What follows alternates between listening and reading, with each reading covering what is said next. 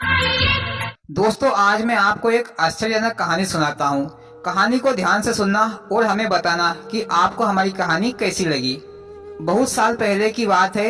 एक नगर में किशन नाम का एक लकड़हारा रहता था। वह अपने गुजर बसर के लिए जंगल से लकड़ी काट कर लाता और नगर में बेचता था। इन लकड़ियों को बेचने से लकड़हारे को जो भी पैसा मिलता, उससे वह अपने लिए खाना खरीद कर लाता और आराम से रहता। यही उसकी रोजाना की जिंदगी थी। एक दिन की बात है कि लकड़हारा रोजाना की तरह जंगल में गया। जंगल में लकड़हारा तेज बहती हुई नदी के पास एक पेड़ पर चढ़कर लकड़ियां काट रहा था। पेड़ से लकड़ी काटते हुए कुल्हाड़ी लकड़हारे के हाथ से छूटकर नदी में जा गिरी। कुल्हाड़ी को ढूंढने के लिए वह लकड़हारा पेड़ से नीचे उतरा और अपनी कुल्हाड़ी को ढूंढने लगा। लेकिन बहुत प्रयास करने के बाद भी लकड़हारे को उसकी कुल्हाड़ी नहीं मिली। लकड़हारे ने फिर सोचा कि मेरी कुल्हाड़ी कहीं नदी के पानी में तो गिर नहीं गई। इसीलिए लकड़हारे ने नदी में कूदने की सोचा। लेकिन नदी का बहाव बहुत तेज था। अगर कुल्हाड़ी नदी में पानी के साथ बह गई होगी तो मुझे कुछ नहीं मिलेगा। इसीलिए वह लकड़हारा उदास और मायूस होकर नदी के किनारे पर बैठकर रोने लगा। कुल्हाड़ी के खो जाने से वह लकड़हारा काफी दुखी था। लकड़हारा यह सोचने लगा कि उसके पास इतने पैसे भी नहीं है कि वह नई कुल्हाड़ी खरीद सके।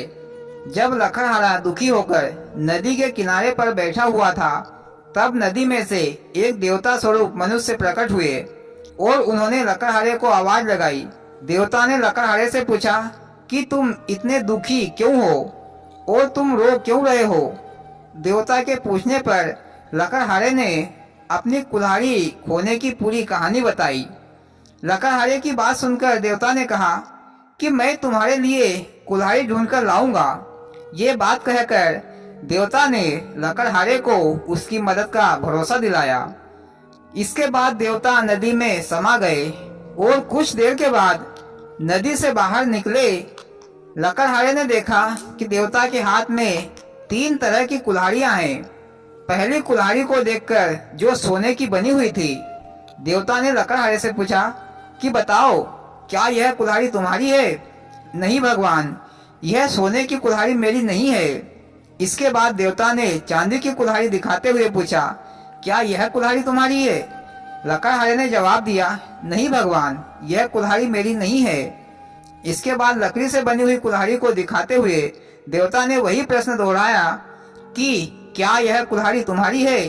इस बार लकड़हारे ने जवाब दिया, जी हाँ, यही लकड़ी से बनी हुई कुल्हाड़ी मेरी है।